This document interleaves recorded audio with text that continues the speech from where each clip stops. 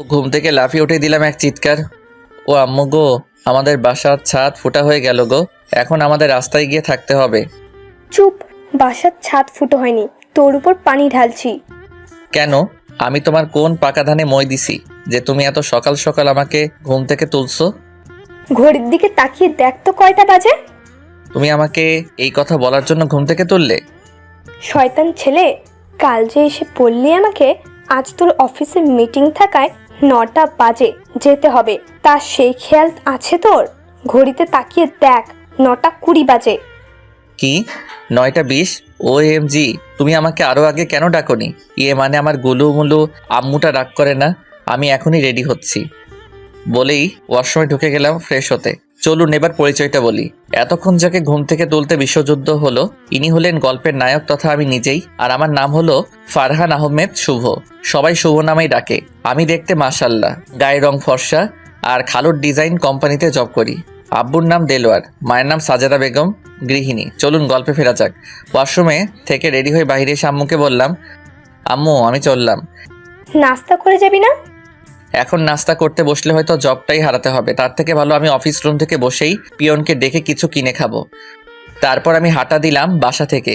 কিছু দূর এসে রিকশায় চেপে বসলাম। এমনিতে প্রতিদিন হেঁটেই যাই, আজ লেট হওয়ায় রিকশা নিয়ে নেই। রিকশা থেকে নেমে অফিসের নিচে এসে ঘড়ির দিকে তাকিয়ে দেখি 10টার বেশি বেজে গেছে।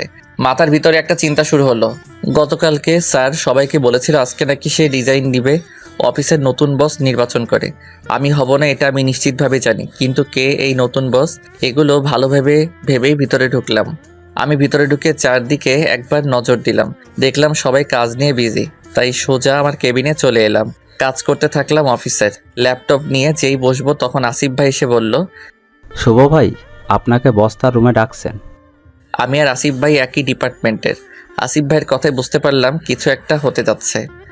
আচ্ছা, নতুন বসটাকে? তুমি গিয়ে নিজে দেখে নাও। আসিফ ভাই তারপর আমার কেবিনে থেকে চলে গেল তার কেবিনে। তাই আমিও আর দেরি না করে সোজা চলে গেলাম বসের কেবিনে। কিন্তু কেবিনে ঢুকে দেখি বস অন্যদিক হয়ে ফাইল দেখছেন। তাই আমি বললাম, বস আমাকে কি আপনি ডাকছেন? আমার এই কথায় বস চেয়ারটা আমার দিক করে বসলো। আমি তো অবাক, কারণ আমাদের বস তো একজন মেয়ে, আর মেয়েটা অন্য কেউ না, সে হলো আমার জুনিয়র খালাতো বোন উমা। তাই আমি তার অনুমতি না নিয়ে চেয়ারে বসে পড়লাম। আমার বসা দেখে উমা দাঁড়িয়ে পড়লো। তাই আমি বললাম, আরে বসো তো, বড়দের এত সম্মান করস? এটা কি নিজের বাসা পেয়েছেন নাকি? কি যাতা বলছিস উমা? কয়েক মাস ধরে জব করছেন যে আদব কায়দা হয়নি? এটা অফিস। একে তো দেরি করে অফিসে ঢুকলেন, আবার বেয়াদবের মতো দরজায় নক না করে ঢুকে পড়লেন। তার উপর অনুমতি ছাড়া চেয়ারে বসে পড়লেন। আর আমার নাম মিস উমা চৌধুরী। কিন্তু আমি তো খালু থাকলে একই কাজ করি। মিস্টার শুভ, সেটা আপনার আর তার ব্যাপার। এখন যেহেতু অফিসটা আমার, সো এখন থেকে আমি যা বলবো তাই করতে হবে। চেষ্টা করবো উমা। উমা নয়, ম্যাম হই আপনার। আর শোনেন, অফিসের পর থেকে দেরি হলে আপনাকে আর আমার অফিসে দরকার পড়বে না, সেটা মাথায় ভালো করে ঢুকিয়ে নিয়েন। আমি লেট করব কি করবো না সেটা আমার ব্যাপার, আপনার যা খুশি করতে পারেন। আমার এ কথায় উমা আমার দিকে এগিয়ে এসে দাঁড়িয়ে বলল, শোনেন মিস্টার শুভ, এই নিয়মটা শুধু আপনার নয়, অফিসে থাকা সকল কর্মজীবীদের জন্য। তারা পারলে আপনি কেন পারবেন না শুনি? সেই কৈফিয়ত আপনাকে দেওয়ার প্রয়োজন বোধ করি না আমি। ডিসগাস্টিং। এই কথা শুনে আমি চলে যেতে লাগলে উমা বলে ওঠে, আপনাকে কি আমি যেতে বলেছি যে আপনি চলে যাচ্ছেন আমার কথা না শুনে? রাখুন আপনার কথা। বলেই কাচের দরজাটা টেনে চলে এলাম নিজের চেম্বারের রুমে। কম্পিউটারের সামনে মাথায় হাত দিয়ে বসে পড়লাম। তাই দেখে আসিফ ভাই বললেন, ভাই কি হয়েছে আপনার, কোনো সমস্যা? ভাই বস তো অনেক রাগী তো। কেন, কি হয়েছে ভাই? আর ভাই বললেন না, একটু দেরি হওয়ায় হাজারো কথা শুনতে হয়েছে আমাকে। আবার চাকরিটা নিয়েও টানাটানি করছে সে। ও এই ব্যাপার, তোমরা তো খালাতো ভাই বোন। কিন্তু অফিসে নয়। মানে একটু ক্লিয়ারলি বলো। তারপর আমি আসিফ ভাইকে ভিতরে আমার সাথে যা যা হয়েছে সমস্ত কথা বললাম। আসিফ ভাই শুনে একটু হেসে বলল, ভাই তিনি সবার সাথে ভালো ব্যবহার করেছেন, সেওয়ায়ে আপকে বিনা। সো সামনে আরো বিপদের মুখোমুখি হতে হবে, বোঝাই যাচ্ছে। রেডি থাকেন কেমন? ভাই বুঝি না আমি, আমার সাথেই বা এত করা। যদি এমন ব্যবহার পাই তাহলে আমি নিজেই চলে যাব অফিস ছেড়ে। তারপরও আমি কারোর নিয়মে আবদ্ধ হতে পারবো না। ভাই আমার মনে হয় আপনি আর ম্যামের কিছু একটা ছিল, যদি বলেন তো। ছিল, কিন্তু সেটা একটা লম্বা কেস। আর সেটা কলেজ টাইমে হয়। বলুন তো ভাই তাহলে। অন্য এক সময় বলি ভাই। ভাই এখন শোনার জন্য ইন্টারেস্ট আমি, পরে হয়তো কাজও থাকতে পারে। আসিফ ভাইয়ের কথা শেষ হলে শাকচুনি ম্যামটা হাজির হয়ে বলতে লাগলো, এটি কি অফিস নাকি গল্পের কারিগরি জায়গা? Sorry ma'am. আর আপনি তো মনে হয় সরি বলাটাও শেখেননি, তাই না? আমি কাউকে সরি টরি বলি না। ভুল করবেন আবার সরি বলতেও পারবেন না আপনি। ভাই সরি বলে দিন। ভুল করলে তো সরি বলবো। অফিসের টাইমে কাজ না করে দুজন গল্প করছেন, সেটা কি ভুল নয়? কাজ শেষ করে কথা বলছি। ও তাহলে কাজ শেষ আপনার? জি ম্যাম। তারপরে উমা তার রুমে গিয়ে একটু পর আবারও বের হয়ে এসে আমাকে একটা ফাইল ধরিয়ে দিয়ে বলল, এটা নতুন প্রজেক্টের ফাইল, সবকিছু ঠিকঠাক করে 2 দিনের মধ্যে জমা দিবেন আমার কাছে। শুনেন ম্যাম, আমি কারো ধরা টাইমলি কাজ করি না। ধরা টাইমলি যদি দেন তাহলে আমি পারবো না প্রজেক্ট কমপ্লিট করতে। উমা আমার কথা একটা নিঃশ্বাস ছেড়ে বলল, ওকে, কিন্তু আমি এই ফাইলটা একটু তাড়াতাড়ি দিয়েন। ওকে, আই উইল ট্রাই। উমা চলে গিয়েও আবার ফিরে এসে আর হ্যাঁ, মিস্টার শুভ আর মিস্টার আসিফ। তারপর উমা যা বলল তখন সেই কথাটা আমি কেন আসিফ ভাইও শোনার জন্য প্রস্তুত ছিলেন না। আপনাদের দুজনকে আজকে ডিনারে আব্বু বাসায় আসতে বলেছেন। আসিফ ভাইও তার কাজে মনোযোগ দিল, তাই আমি বসেরা থেকে ফাইলটার পৃষ্ঠা উল্টাতে লাগলাম। ফাইলটা এদিক সেদিক করতেই লাঞ্চ টাইম হয়ে গেল, তাই ফাইলটা বন্ধ করে রেখে আমি আর আসিফ ভাই চলে গেলাম রেস্টুরেন্টের ভিতরে গিয়ে বসে পড়লাম। আচ্ছা ভাই, কি অর্ডার দিব? পিৎজা অর্ডার করি? ভাই সকাল থেকে ম্যামের বকা ছাড়া কিছু খাওয়া হয়নি, আপনি আমার জন্য পিৎজা অর্ডার করেন, আমি না হয় বিরিয়ানি অর্ডার করি। সকাল ধরে কিছু খাননি? আগে বলেননি কেন? আগে বললে পিয়ানরে টাকা দিয়ে কিছু খাইতেন। তখন ক্ষুধা লাগছিল, সেটা অনুভব হয়নি, কারণ ম্যামের বকাতে পেট ভরে গেছিল। আসিফ ভাই আর তখন কিছু বলল না। একজন এসে আমাদের দুজনের অর্ডার নিয়ে গেল এবং কিছু সময় পর অর্ডার দুটো দিয়েও গেল। রেস্টুরেন্ট থেকে লাঞ্চ করে দুজন মিলে আবার চলে গেলাম অফিসে। আসিফ ভাই একবার ঘড়ির দিকে তাকিয়ে বলতে লাগলো, শুভ ভাই, এখনো 15 মিনিটের ব্রেক আছে, এর মধ্যে আপনার আর ম্যামের কাহিনীটা বলে ফেলেন তো। তাহলে শুনুন। বলেই চলে এলাম কয়েক বছর পূর্বের সময়। কলেজ করে বাসায় ফেরার পথে উমা আমার রাস্তা আটকালো তার সাইকেল নিয়ে। আমার ওখান থেকে কলেজ কাছে থাকে, হেঁটে যাওয়া আসা করতাম কলেজে। ওই তুই আমার পথ আটকালি কেন? তোমায় একটা কথা বলবো বলেই পথ আটকিয়েছি তোমার। কি বলবি তাড়াতাড়ি করে বল, বাসায় ফিরতে হবে। আর আমাকে তুমি করে কেন বলতেছস? আমি তোর বড় ভাই হই। ভালোবাসার মানুষকে কি কেউ আপনি করে বলে? ওয়েট, কে তোকে ভালোবাসে? কেন তুমি? শোন উমা, আমি তোর খালাতো ভাই হই। তো কি হয়েছে? এই খালাতো বন্ধু দেখি কোনোভাবেই কিছু হচ্ছে না। আর আমি একজন আগে থেকেই ভালোবাসি, এরপরেও যদি আমায় ভালোবাসিস সেটা তোর ব্যাপার। আমার কথায় উমা সাইকেলের উপরে বসে মাথা নিচু করে রইল, কিন্তু কোনো জবাব এলো না। আর হ্যাঁ, পরবর্তীতে দেখা হলে তুমি করে না আপনি করেই ডাকবি। আমি চললাম। তারপর আমি বাসায় চলে আসি। এরপরের দিন থেকে উমাকে আর কখনো দেখতে পাইনি। আর এতদিন পর সে আমার অফিসের বস হয়ে আসলো।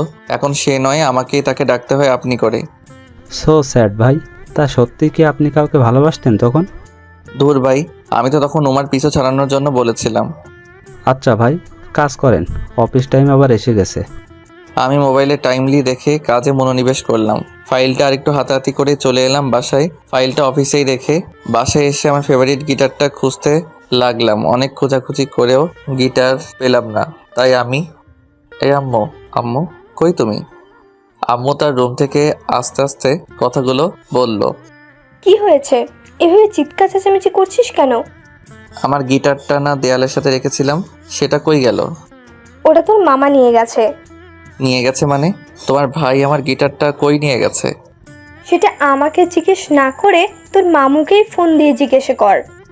শোনো আম্মু, আমার শখের গিটারটার কিছু হলে তোমার ওই মোটু ভাইয়ের আমি সুই দিয়ে ভুঁড়ি গালিয়ে দিব।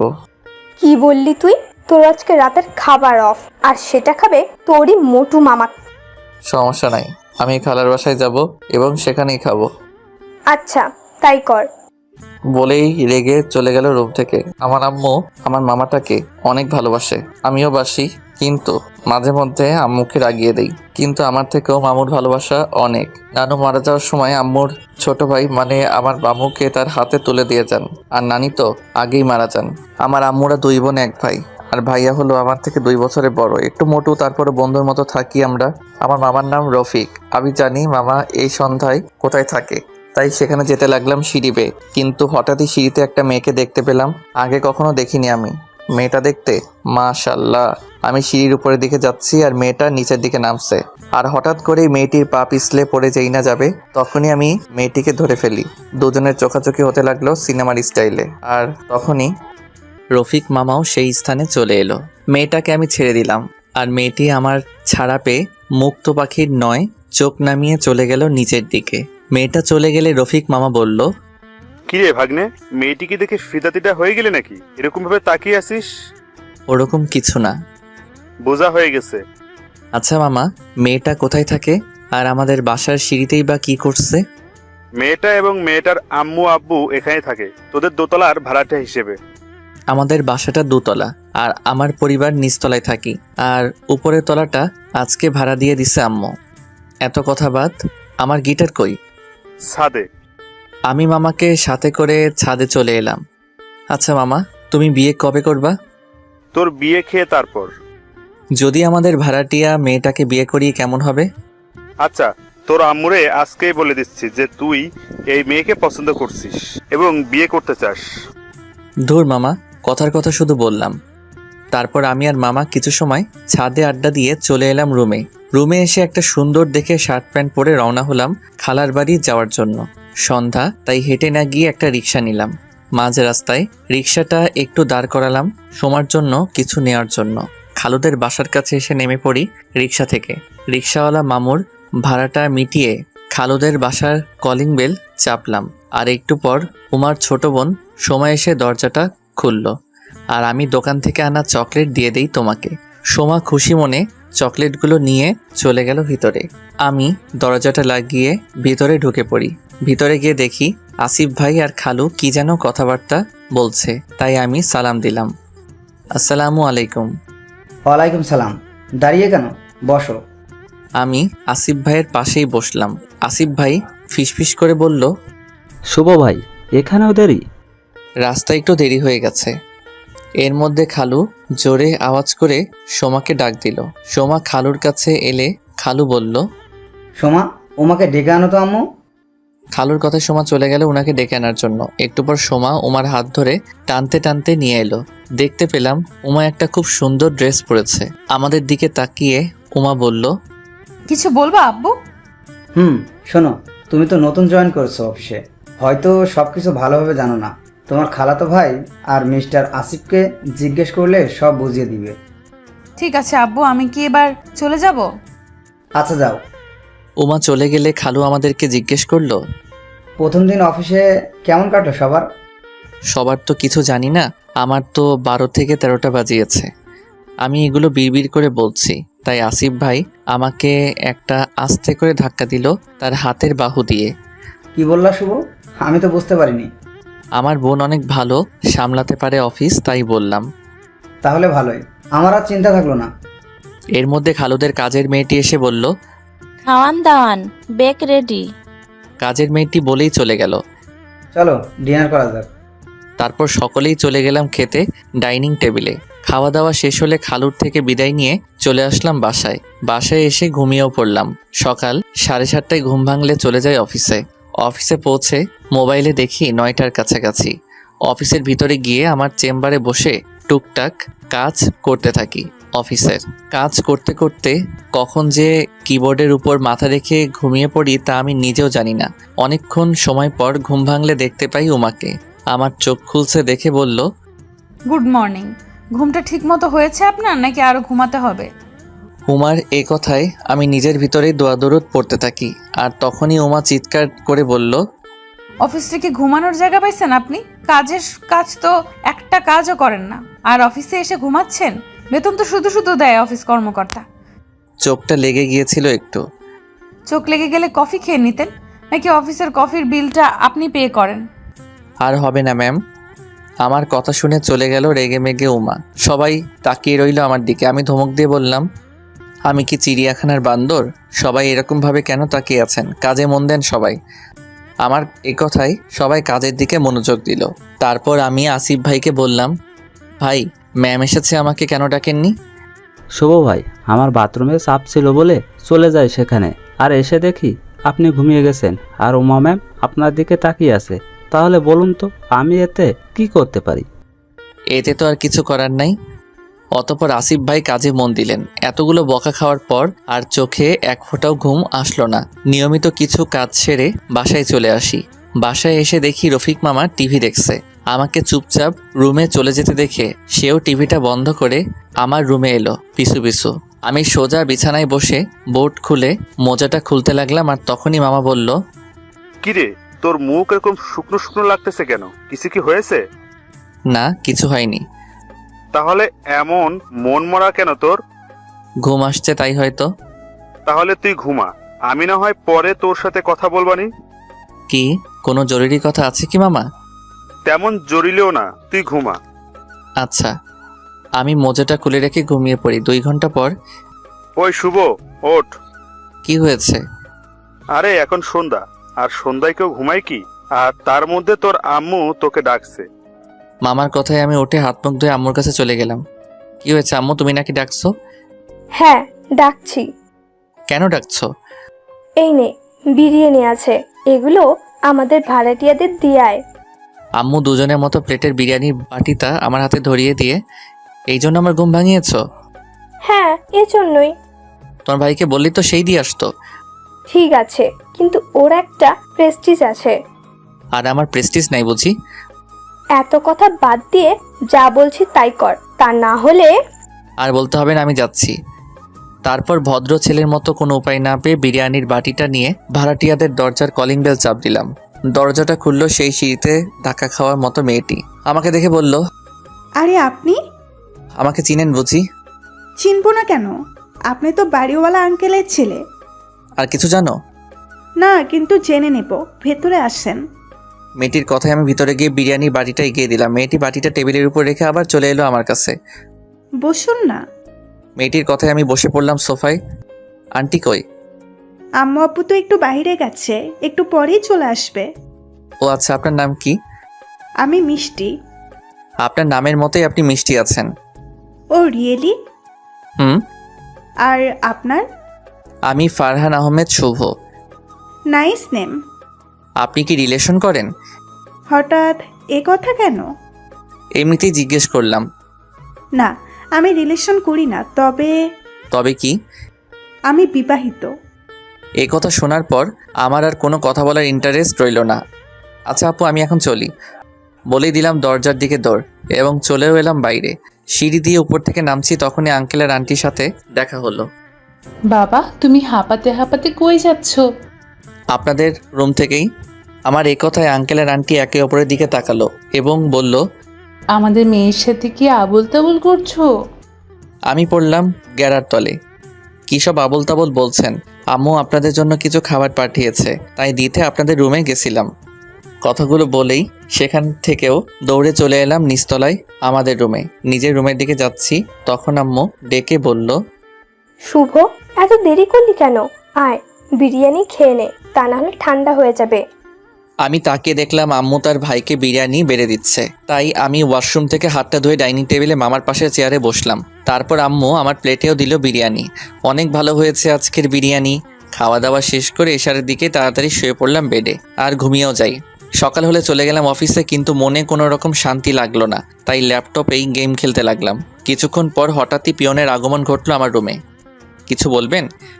জি স্যার, উমা ম্যাডাম আপনারে তার সাথে একটু দেখা করতে কইছে। ঠিক আছে, আমি আসছি। তারপর পিয়ন চলে গেলে আমি ল্যাপটপটা অফ করে চলে আসি ওমার রুমের দরজায়। ম্যাম আসতে পারি? আমায় ডাকছেন ম্যাম? হ্যাঁ, কি করতেছিলেন? গেম খেলতেছিলাম। বাহ, খুব ভালো। তা আমার ফাইলের কি অবস্থা? কতটুকু কাজ শেষ করলেন? ফাইলের অবস্থা ভালোই, কিন্তু আমি এখনো কাজ শুরু করিনি। আপনি নিজেকে কি পাইছেন? হ্যাঁ, আপনার যখন ইচ্ছা হবে অফিসে আসবেন, আবার মন চাইলে কাজ করবেন, নয়তো না। আমি আপনাকে নিয়ে আর পারতেছি না, আপনাকে আমি ফায়ার করছি। উমা তার চেয়ার থেকে উঠে কথাগুলো বলল। উমা আমার টেবিলের উপর একটা ফাইল রেখে, ফাইলটা হয়তো আমারই, তাই আমি বললাম 5 মিনিট। বলেই উমার রুম থেকে বেরিয়ে মিষ্টির দোকানে গিয়ে 2 কেজি টাঙ্গাইলের মিষ্টি কিনে আবার অফিসে চলে গেলাম এবং একটা প্যাকেট খুলে অফিসের সবাইকে মিষ্টি খাওয়াতে লাগলাম। অনেকে জিজ্ঞেস করলো কিসের জন্য মিষ্টি। আমি তাদের উত্তরে বললাম কিছুক্ষণ পর দেখতে পাবেন, আর বাকি থাকা প্যাকেটটা নিয়ে উমার রুমে ঢুকলাম। কোথায় গিয়েছিলেন? আমি মিষ্টির প্যাকেটটা তার টেবিলের উপর রেখে, আপনার জন্য। ও, মিষ্টি দিয়ে আমাকে ভোলাতে চাইছেন তাই না? যেন আপনাকে ফায়ার না করি। আমি আমার ফাইলটা হাতে নিয়ে বলি, কি বলছি সুমা, আমি তো নিজেই নিজেকে ফায়ার করলাম। আমার একটা ইচ্ছে ছিল যেদিন আমি কোনোভাবে ফায়ার হব অফিস থেকে, তখন সবাইকে মিষ্টিমুখ করিয়েই ফায়ার হব। আচ্ছা ভালো থাকিস, আমি গেলাম বলেই উমার রুম থেকে বের হলাম। আমি একবার পিছন ফিরে তাকিয়ে দেখি উমা মাথা নিচু করে চোখের পানি মুছছে। আবার সামনের দিকে তাকিয়ে চলতে লাগলাম। অফিসের সকলেই আমাকে নিজের কাগজগুলি নিয়ে যেতে দেখে দাঁড়িয়ে গেল এবং চেয়ে থাকলো আমার দিকে। আমিও সবার দিকে একবার তাকিয়েই বের হয়ে আসলাম অফিস থেকে। আরও 1 কেজি মিষ্টি নিয়ে বাসায় রিক্সা করে চলে এলাম। আমাকে মিষ্টি আনতে দেখে আম্মু বলল, প্রমোশন হয়েছে বুঝি, তার জন্য মিষ্টি আনছিস? আমি মিষ্টির প্যাকেটটা আম্মুর পাশে থাকা মামার কাছে এগিয়ে দিলাম। মামা খুলেই খেতে থাকলো। মোটা মানুষের যা অভ্যাস আর কি। একদমই। আমি আর অফিসে যাচ্ছি না, এটাই আমার প্রমোশন। আমার এ কথায় মামার মুখ থেকে একটা মিষ্টি পড়ে গেল নিচে। মানে কি? কেন ভালো একটা জব ছাড়লি? তোর আব্বু জানলে কি বলবে? আম্মুর কোনো উত্তর না দিয়ে রুমে এসে শুয়ে পড়লাম। বিকাল 3টার দিকে আব্বুর ফোন আসলো সিঙ্গাপুর থেকে। আমি শোয়া থেকে উঠে বসলাম, তারপর ফোনটা রিসিভ করলাম। আসসালামু আলাইকুম আব্বু। ওয়ালাইকুম আসসালাম। আমার একটা কথা রাখবা?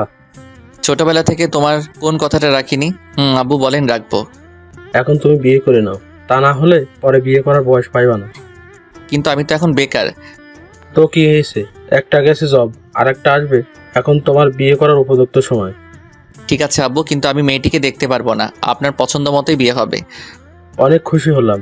আর মেয়েটিকে আমার দেখাই আছে, আমি কালকে আসছি দেশে। বলেই ফোনটা রেখে দিল আব্বু। আমি ফোনটাকে রেখে দিয়ে ঘুমিয়ে পড়লাম। পরের দিন আব্বুকে এয়ারপোর্ট থেকে নিয়ে আসলাম, আর তার পরের দিন আমার বিয়ে হয়ে গেল, মানে আজকেই। আমি এখন কই আছি জানেন আপনারা? হয়তো জানেন, আবার নাও জানেন। আমি এখন ছাদ থেকে নিচে বাসর ঘরে প্রবেশ করলাম। আমি রুমের দরজাটা বন্ধ করে দিলাম, আর তখনই বিছানায় বসে থাকা বউরূপে পরীটা আমাকে সালাম করলো। আমি হাত দিয়ে তাকে উঠিয়ে তার ঘোমটাটা টানতেই দেখে বুকের ভেতরটা ছ্যাদ করে উঠলো। ছ্যাদ করে উঠলো কেন জানতে চাইছেন, তাই তো? কারণ এটা আমার খালাতো বোন উমা। ওভাবেই আমি উমাকে রেখে দরজাটা খুলে বাহিরে চলে আসি। বাইরে আসার পর আব্বু রুমের দরজায় নক করি। আম্মু এসে দরজা খুলে দিল। আমি ভিতরে ঢুকলাম। আব্বু তখন বিছানায় বসা ছিল।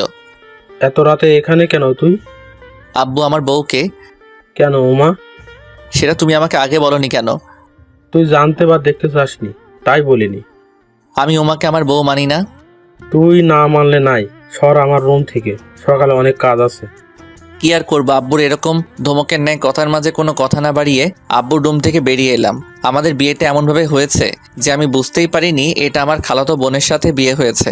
খালুদের বাসায় বিয়ে হলে আমি বুঝতেই পারতাম সবকিছু, তা না হয়ে একটা অন্য ডিপার্টমেন্টের স্টাইলে বিয়েটা হয়েছে। এখন ভাবতে লাগলাম পুরো বাসাতেই আমাদের আত্মীয়তে ভর্তি। মিষ্টি আপুদের বাসায়ও কয়েকটা রুমে মেহমানে ভরপুর, এমনকি আমাদের ছাদেও। তাই কোনো উপায় না পেয়ে আমি আমার রুমের দিকে পা বাড়ালাম। আমার রুমের কাছে আসতে আরেকটা বিপদ এসে পড়লো আমার চোখের সামনে। উমার ছোট বোন সোমা দরজাটা ঠিক বরাবর দাঁড়িয়ে আছে হাত পেতে। দোলা ভাই টাকা দেন। যদি সোমা আগে দাঁড়িয়ে থাকতো তাহলে হয়তো আন্দাজ করতে পারতাম ভিতরে আমার বউরূপে পড়ি না, মানে প্যারা কে আছে বা থাকতে পারে, এগুলো ভাবছি। তখন আবারও বলল, কি ব্যাপার, আমার টাকা দেন।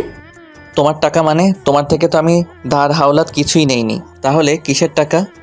বারে পুরো বাসর ঘরের সবকিছু ফুল তো আমি নিজে হাতে সাজিয়েছি, তা টাকা নেব না? এমনি এমনি ভিতরে ঢুকতে দেব না। সত্যি কথা, অনেক সুন্দর হয়েছে সাজানো। আমি একবার তো ভিতরে গেছিলাম, আর যদি না দিই? তাহলে ভিতরে ঢুকতে দেব না। আচ্ছা না দিলা, আমার ভিতরে যাওয়ারও কোনো ইচ্ছে নেই। আর তখনই দরজাটা খুলে উমা বলতে লাগলো, কি ব্যাপার সোমা, তুই এখানে কি করছিস? দেখ না বুবু, তোর জামাই আমার দাবি কিছু টাকা মানছে না। কত টাকা? 10,000 টাকা। সোমার কথায় উমা ভিতরে গিয়ে টাকাগুলো নিয়ে এসে দেখলো সোমা নেই। তাই আমাকে বলতে লাগলো, আমার বোন সোমা কই? তুই চলে যাওয়ার পর আমি ওর পাওনার টাকাটা দিয়ে দিয়েছি। তারপর আর কোনো কথা না বাড়িয়ে উমা ভিতরে চলে গেল। আমি এবার ভাবলাম বিয়ে যখন হয়ে গেছে এখন আর কি করার, আল্লাহ পাক যা করেন ভালোর জন্যই করেন। এর মধ্যে উমা টাকাগুলো তার ব্যাগে রেখে বলল, ভেতরে আসবা নাকি দরজাটা বন্ধ করে দিমু? উমার কথায় ঘোর কাটলো। তখন ভিতরে এসে আমি নিজেই দরজাটা বন্ধ করে দেই। তারপর দেখতে পাই উমা তার সুটকেস থেকে কাপড় নিয়ে বাথরুমে চলে গেল। আমি চারপাশে সাজানো ফুল থেকে কয়েকটা ফুল কালারের ফুল হাতে নিয়ে ভাবতে লাগলাম, আচ্ছা আমি যদি উমাকে প্রপোজ করি তাহলে কেমন হয়। এগুলো নিয়ে ভাবছি, তখন উমা বাথরুম থেকে হলুদ একটা শাড়ি পরে বের হলো। আমি দেখেই ফিদা হয়ে গেলাম এমন রূপে উমাকে। একদমই হলুদ পরীর মতো লাগছে উমাকে। চোখ সরানো দায় হয়ে দাঁড়ালো আমার। তখন উমা বলল, এমন করে তাকিয়েও না শুভ, লজ্জায় মরে যাবো তো এক্ষুনি। আমি আস্তে আস্তে ওর সামনে দাঁড়িয়ে বলতে থাকি, আমি তোমায় ভালোবাসি উমা। সবাই তো লাল গোলাপ দিয়ে ভালোবাসার কথা বলে, কিন্তু আমি তোমায় লাল গোলাপ না সাদা গোলাপটা দিতে চাই। উমার হাতে ফুলটা দিয়ে তারপর দেখলাম উমার চোখ দুটো আমার দিকে এক দৃষ্টিতে তাকিয়ে আছে, আর মুখে একটু একটু করে হাসি ফুটে উঠেছে। তারপরও বলতে থাকি, সাদা শুভ্রতার রং, আমাদের সম্পর্কটা শুরু হোক শুভ্রতা দিয়ে। তারপর কমলা ফুলটা উমার হাতে দিয়ে বলতে থাকি, কমলা পাগলামি আমাদের সম্পর্কে, পাগলামিটা অটুট থাকুক। তারপর একটা ফুল হলুদ ফুলটা উমার হাতে দিয়ে বলতে থাকি, হলুদ রংটা কিন্তু সবার আগে চোখে পড়ে জানো তো। যেমন করে আজকে তুমি হলুদ শাড়ি পরেছো আর আমাকে নিজের করে নিয়েছো, আর এখন শুধু আমার চোখ তোমার দিকে আটকে আছে। তারপর লাস্ট ফুল লাল ফুলটা উমার হাতে দিয়ে বলতে থাকি, লাল গোলাপ, এটা হচ্ছে আমার ভালোবাসার রং। আমি তোমায় কতটা ভালোবাসি সেটা বোঝানোর জন্য। আমার এতগুলো কথা বলার পর উমা বলে উঠল, থাকবে আমার সাথে সারা জীবন? যদি আল্লাহ তাআলা চান তো। তারপর উমাকে আমি নিজের কোলে করে বিছানায় নিয়ে গেলাম। তারপরে সিনটা না হয় নাইবা বললাম, যদি বলি তো সবাই অসভ্য ভাববে, আর গোপন বিষয় না বলাটাই উত্তম। আপনারা কি বলেন? বাসর রাতে যা যা করতে হয় সব কিছু করে ফেলি। উমা ক্লান্ত হয়ে আমার বুকে তার মাথাটা রাখলো। আমি উমার মাথার চুল হাত দিয়ে খেলা করতে করতে উমাকে জিজ্ঞেস করি, তুমি যে আমায় ভালোবাসো সেটা তোমার আর আমার ফ্যামিলি কিভাবে জানতে পারলো? না মানে এটা আমার শুধু জানার ইচ্ছে নয়, আমাদের গল্পটা যারা পড়ছেন 500+ লোক জানতে ইচ্ছুক। আচ্ছা শোনো তাহলে, তুমি যেদিন অফিস থেকে চলে গেলে তখনই আমি কান্না করতে থাকি। আর আধা ঘন্টা পর আমার আব্বু আমাকে সারপ্রাইজ দেওয়ার জন্য চুপি চুপি আমার কেবিনে আসে, কিন্তু ভেতরে এসে তিনিই সারপ্রাইজ হয়ে যায়। আর তখনও আমি কান্না করতেছিলাম। আমার আব্বু আমার কান্না একদমই সহ্য করতে পারেন না, তাই তিনি আস্তে আস্তে করে বলতে থাকে, কি রে মা, তুই কাঁদছিস কেন? তোর কি হয়েছে? আমি ভাবতেই পারিনি আব্বু এইভাবে অফিসে আসবে এবং আমার কেবিনে চুপি চুপি আসবে, তাই তাড়াতাড়ি করে চোখের পানি মুছে নিয়ে বলতে থাকি, কই না তো আব্বু, কিছু হয়নি। না, তোর তো কিছু হয়েছে, সব কিছু খুলে বল আমাকে। তখন দৌড়ে গিয়ে আব্বুকে জড়িয়ে ধরে বলতে থাকি, আব্বু আমি শুভকে ভালোবাসি, কিন্তু শুভ অফিস এবং আমার চোখের সামনে থেকে চলে গেছে। আমি শুভকে ছাড়া বাঁচবো না, প্লিজ পাপা শুভকে এনে দাও না। তুই শান্ত হ, আমি দেখছি বিষয়টা। বলে আব্বু আমার থেকে নিজেকে ছাড়িয়ে নিয়ে তোমার আব্বুকে সমস্ত ঘটনা বলে, আর তার ফলস্বরূপ তোমাকে আজকে পেয়েছি। তাই তো বলি, হঠাৎ আব্বু সিঙ্গাপুর থেকে বিয়ের বিষয়ে কথা বলছিল কেন? বিড়বিড় করে কথাগুলো বলতে লাগলাম। কি ব্যাপার, কি বিড়বিড় করছো? তেমন কিছু না। আচ্ছা অনেক রাত হয়েছে, ঘুমাও। তারপর দুজন দুজনকে জড়িয়ে ধরে শুয়ে থাকলাম। সকাল হতেই সব আত্মীয়রা চলে গেল। সোমাকে সোমার আব্বু নিয়ে যায়। সকালে ঘুম ভাঙলো উমার ভেজা চুলে। চোখ খুলে দেখি উমা আমার মুখের উপর তার ভেজা চুল দিয়ে নাড়াচাড়া করছে। তাই আমি দুহাত দিয়ে জড়িয়ে নিলাম উমাকে। কি হচ্ছে কি শুভ? তুমি দেখতে পারছো না আদর করছি? মাত্র গোসল করে এলাম, প্লিজ এখন না। তুমি আমাকে ভালোই বাসো না। তুমি কি চাও আমি আবারও গোসল করি? যদি চাও তো করো রোম্যান্স। উমা ঝুঁকলে আমি ওর কপালে একটা চুমু দিই, আর তাতে উমা বলে ওঠে, ফাজিল একটা, যাও গোসল করে এসো, আমি নাস্তা করে দিচ্ছি। উমার কথায় বিছানা ছেড়ে চলে গেলাম বাথরুমে এবং গোসলটা করে নিচে এসে দেখি উমা আর আম্মু, আব্বু ও আমার রফিক মামাকে নাস্তা বেড়ে দিচ্ছে। তাই আমিও গিয়ে বসে পড়লাম ডাইনিং টেবিলের চেয়ারে। আম্মু আমাকে নাস্তা দাও। আম্মু নাস্তা দিতে এগিয়ে এলে আব্বু বলে ওঠে, এখন তো তোর বউ আছে, এবার একটু আমার বউ, তোর মাকে ছাড়। আমি কি ধরে রাখছিলাম নাকি আগে? আম্মুই আমাকে সবসময় খাবার দিবে। আম্মু আর সকলেই আমার দিকে তাকিয়ে আছে। আচ্ছা আপু, তুমি শুভকে খাবার দাও। তারপর আম্মু এসে আমার প্লেটে খাবার দিল। খাবারের মাঝখানে হঠাৎ আব্বু বলে উঠল, বৌমাকে নিয়ে হানিমুনে যাবি না?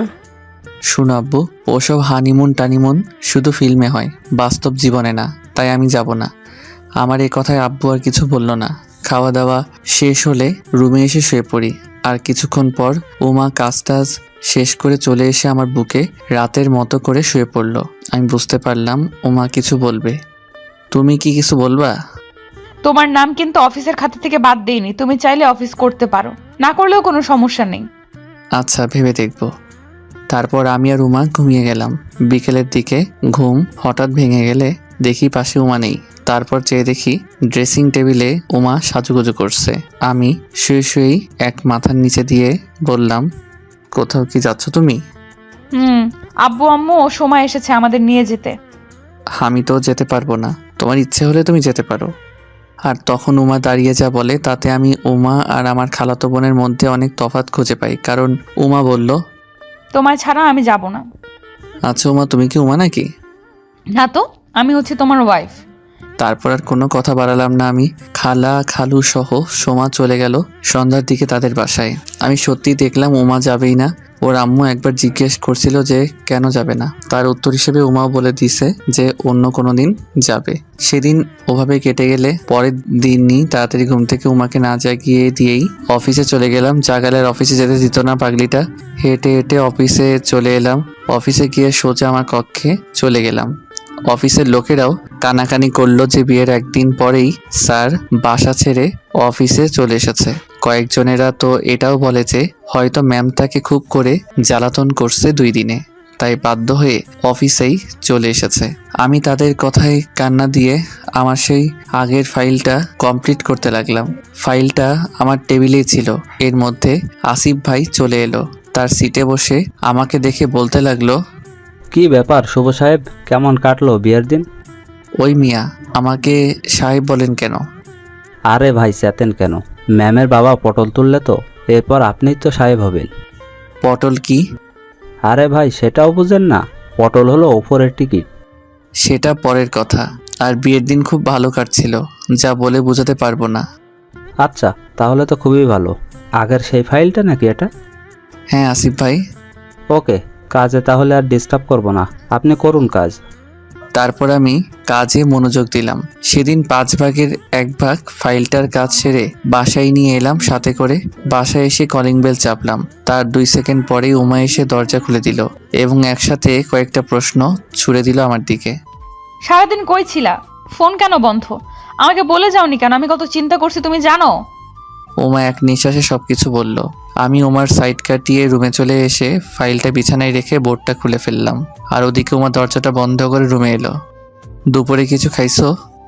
আমার কথার উত্তর দাও, তারপর বলবো। অফিসে গেছিলাম আর ফোনটা বন্ধ রাখছি। তার কারণ হলো সবার জীবনের গল্পের মতো যদি আমি ফোনটা খোলা রাখতাম তাহলে অফিসে থাকা লোকগুলো ভাবছো প্রথম প্রথম বিয়ে হয়েছে তো তাই ফোন করছো। সবার মতো তো আর আমি তোমার আর আমার গল্পটা বানাতে চাই না, তাই ফোনটা বন্ধ করে রাখছি।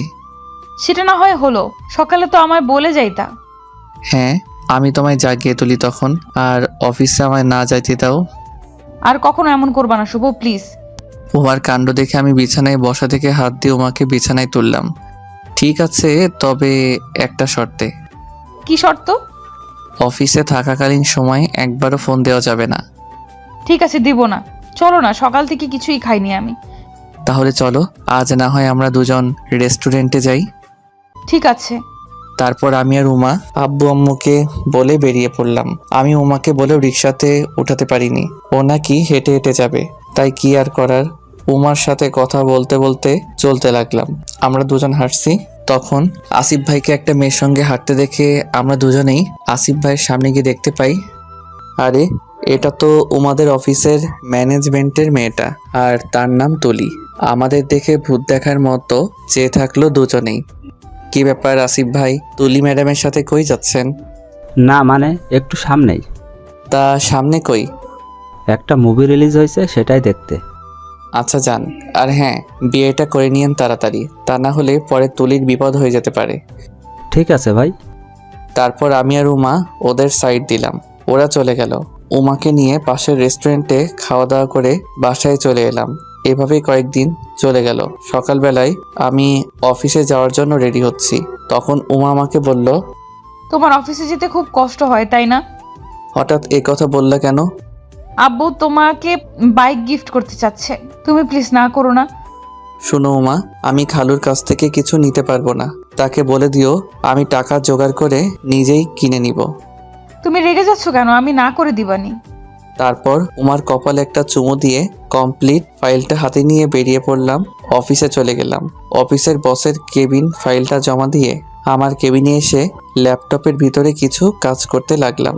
কিছু কাজ করা হলে বস তার রুমে রাখলো। আমিও কাজ ছেড়ে উঠে তার কেবিনে চলে গেলাম। এখন আসিফ ভাই অফিসের বস। আমি বসের রুমে গিয়ে চেয়ারে বসে পড়লাম। শুনুন মিস্টার শুভ, ফাইলটা সব কিছু ঠিকঠাক, তবে তবে কি আসিফ ভাই? এই নিন আপনার প্রমোশন লেটার। আসিফ ভাই আমার দিকে একটা খাম এগিয়ে দিয়ে আমি তো মহা খুশি। আমি সেটা নিয়ে একটা উমার জন্য গিফট নিয়ে বাসায় চলে এলাম। গিফটটা নিচে রেখে উমার চোখ বন্ধ করে নিয়ে এলাম সেখানে। গিফটটার কাছে উমাকে এনে ওর চোখের বাঁধনটা খুলে দিলাম। উমা গিফটটা দেখে ওর মুখে হাত দিয়ে, এটা তো একটা বাইক। আর এটা তোমার জন্য। তুমি কষ্ট পাইছো, আমি মানা করে, তাই না? না না, আমি কোনো কষ্ট পাইনি। তারপর উমাকে সাথে করে নিয়ে বাইকে অনেক জায়গায় ঘোরাঘুরি করলাম। এইভাবেই অনেক দিন কেটে গেল আর আমরাও খুব সুখী হলাম। এর মধ্যে আব্বু আবারও সিঙ্গাপুর চলে গেছে আর সোমা প্রায়ই আমাদের বাসায় ওর বোনের জন্য আসে। রফিক মামারও এর মধ্যে একটা রেস্টুরেন্টের ম্যানেজার নিয়োগে চাকরি হয়ে যায় আর তার জন্য আম্মু মেয়ে দেখছে। একদিন অফিসে বসে নিয়মিত কাজ করছি, তখন উমা আমায় ফোন করলো, কিন্তু আমি ফোনটা রিসিভ করলাম না, বরং ফোনটা অফ করে দিলাম। আমি উমাকে আগেই বলে দিয়েছিলাম অফিস টাইমে কখনো কল করা যাবে না। অফ করে কাজে মনোযোগ দিলাম। অফিস শেষ হলে কয়েকটা গোলাপ নিয়ে বাসায় চলে এলাম, কিন্তু রুমে গিয়ে উমাকে দেখতে পেলাম না। তাই আম্মুকে জিজ্ঞেস করলাম, আম্মু বলে দিল ছাদে গেছে। তাই আমিও গোলাপগুলি নিয়ে ছাদে চলে এলাম। ছাদে এসে দেখি উমা রাতের তারাদের দিকে তাকিয়ে আছে। আমি গিয়ে উমাকে পিছন থেকে জড়িয়ে ধরলাম। শুনুন, একটা সুখবর আছে। কি? আমাদের একটা বেবি দুনিয়াতে আসবে। তারপর আমি উমাকে সামনের দিকে করে, সত্যি? তোমার ছেলে বাবু পছন্দ নাকি মেয়ে বাবু? তোমার যেটা, আমারও সেটাই। আমার তো ছেলে বাবু। কিন্তু আমার তো মেয়ে বাবু চাই। কিন্তু তুমি যে বললে আমার যেটা পছন্দ। আমি মনে করেছিলাম তুমিও মেয়ে বাবু চাও, তাই বলছিলাম। কিন্তু আমার তো ছেলে বাবুই চাই। এভাবেই উমা আর আমার মধ্যে তর্কাতর্কি হতে লাগলো। আর হঠাৎ করেই আমার মুখ ফসকে বেরিয়ে আসলো, যদি মেয়ে বাবু না হয় তাহলে আমি তোমায় তালাক দিব। এটা কি করলাম আমি? উমা কাঁদো কাঁদো গলায় বলল, আর যদি মেয়ে বাবু হয় তাহলে আমিও তোমায়। বলেই নিচে চলে গেল। উমা চলে গেলে আমি সেখানে বসার বেঞ্চে বসে আমার হাতে থাকা গোলাপগুলো পাশেই রেখে দিলাম। আর অন্যদিকে উমা গিয়ে আম্মুকে সব বলল। উমা সবকিছু বলে তার রুমে চলে গেল এবং আম্মু আমার কাছে চলে গেল। আমি আম্মুকে দেখে উঠে সরে পড়লাম আর আম্মু বেঞ্চটায় বসে পড়ে বলতে লাগলো, তুই উমার সাথে এটা একদমই ঠিক করলি না। মেয়েটা অনেক কষ্ট পেয়েছে। শোন, ছেলে বা মেয়ে হওয়াটা বড় বিষয় না, বড় বিষয় হচ্ছে তোদের সন্তান যেন দুনিয়াতে ভালোভাবে সুস্থভাবে আসুক, এটাই উপরওয়ালার কাছে কামনা কর। আমি আম্মুর কথাগুলো খুব মনোযোগ দিয়ে শুনলাম এবং আম্মুর কথাগুলো কলিজায় এঁকে গেল। এটা তুচ্ছ কথা একদমই নয়, এটাই হচ্ছে সবচেয়ে সেরা কথা। জি আম্মু। আর হ্যাঁ, ভুলটা যখন তুই আগে করেছিস তাই উমার কাছে গিয়ে সরি বল। আমি আম্মুর কথা মতো যেতে লাগলাম। তখন আম্মু ডাক দিয়ে, এটা উমার জন্য এনেছিলি তাই না? আম্মু।